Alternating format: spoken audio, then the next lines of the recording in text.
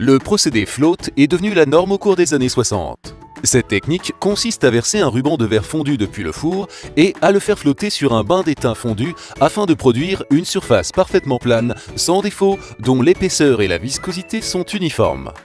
La ligne mesure 500 mètres au total. Tout commence par l'atelier de composition. 4 matières premières entrent dans la composition du verre.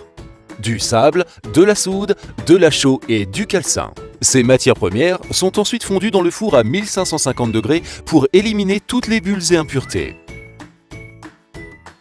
Le verre fondu provenant du four s'écoule à la surface d'un bain d'étain fondu sous atmosphère contrôlée. Le verre se répand sur l'étain, formant un ruban d'épaisseur et de viscosité uniforme. À la fin du procédé float, le verre a refroidi et devient suffisamment solide pour être soulevé du bain d'étain vers l'étendrie. L'étendrie est un environnement hermétique rempli d'air où le verre est refroidi pour évacuer toute contrainte interne et lui donner ses propriétés de verre solide, appelées aussi verre recuit. Une fois refroidi, le ruban de verre est automatiquement découpé en plaques de dimension standard 6000 sur 3210 mm. L'épaisseur du verre et l'absence de défaut sont contrôlés par un système de détection laser en ligne.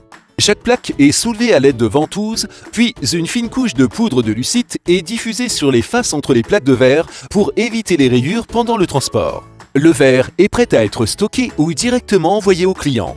Pour commercialiser des produits très performants avec une sécurité maximale, toutes les plaques de verre sont soumises à des contrôles qualité rigoureux tout au long de leur processus de production. Plus que jamais, Saint-Gobain est à l'avant-garde de son secteur avec des verres innovants conçus pour les applications les plus contraignantes. Saint-Gobain, des vitrages qui changent la vie.